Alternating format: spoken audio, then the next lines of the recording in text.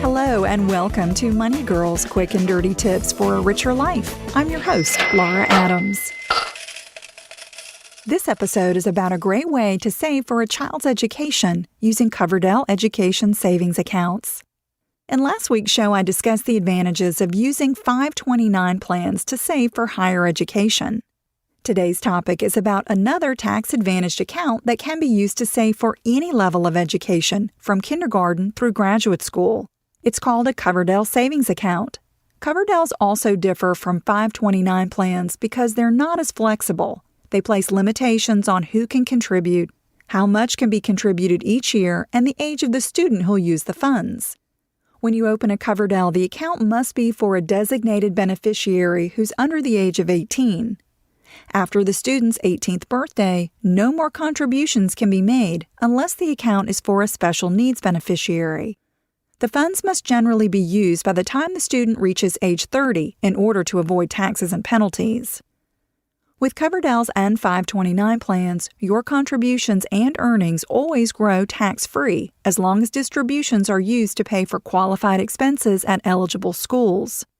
Coverdell funds can be used to pay for the student's tuition and all associated fees, books, equipment, and supplies for their attendance at an eligible institution. This could be any post-secondary school, such as a university or college, that's eligible to participate in federal student aid. Coverdell funds can also be used for reasonable room and board for those who are considered at least half-time students. The unique feature of Coverdells is that they can also be used to pay for the expenses of younger students. This includes children in kindergarten through grade 12 who attend any eligible public, private, or religious school. There are more qualified expenses for younger students than for those getting post-secondary education. These include tuition, fees, books, supplies, computer equipment, internet access, academic tutoring, uniforms, transportation, and room and board. Any school you're interested in can tell you if they're eligible to accept Coverdell funds. You can contribute to a Coverdell savings account only if your adjusted gross income is less than $110,000 or less than $220,000 if you file a joint tax return. Companies and trusts are even allowed to make contributions to Coverdells, no matter how much income they earn.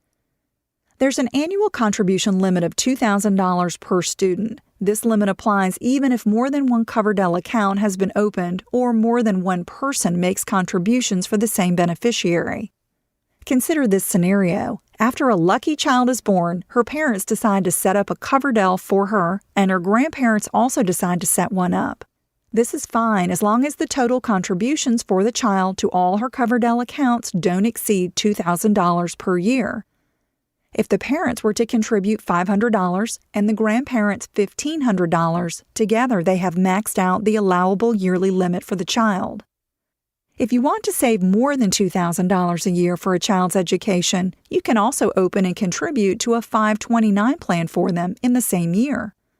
The deadline for making Coverdell contributions is the due date for filing your tax return for the prior year.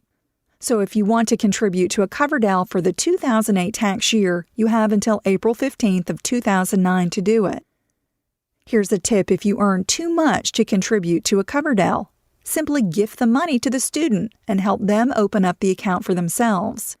This assumes you don't have the next Bill Gates on your hands already earning over the allowable limit before his or her 18th birthday. What if you can't use all the Coverdell funds for the beneficiary's qualified expenses? Maybe the student graduates with all her education bills paid, but there's still $1,000 left in the account. If the leftover money is withdrawn, this will generally be considered a taxable distribution, also subject to an additional 10% tax penalty. Here's a tip for dealing with excess Coverdell funds. Instead of closing the account and taking a taxable distribution, change the designated beneficiary to a member of the student's family who's a potential student. This can include siblings, step-relatives, and cousins of the student, for example.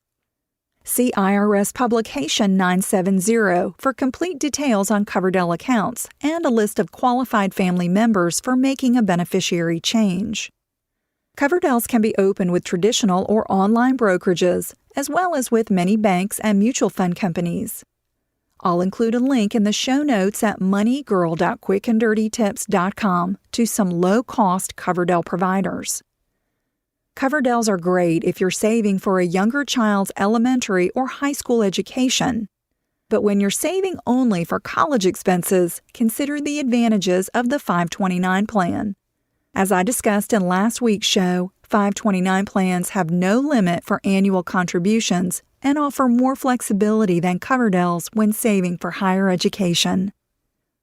I'm glad you're listening. If you have a question or comment, email can be sent to money@quickanddirtytips.com. The voicemail line is 1-8776-RICHER. If you forget the Money Girl contact information, you can find it as well as show transcripts at quickanddirtytips.com. Cha-ching! That's all for now. Courtesy of Money Girl, your guide to a richer life. Get Money Girl and other great shows from Quick and Dirty Tips streamed to your iPhone. Download Stitcher free today at Stitcher.com.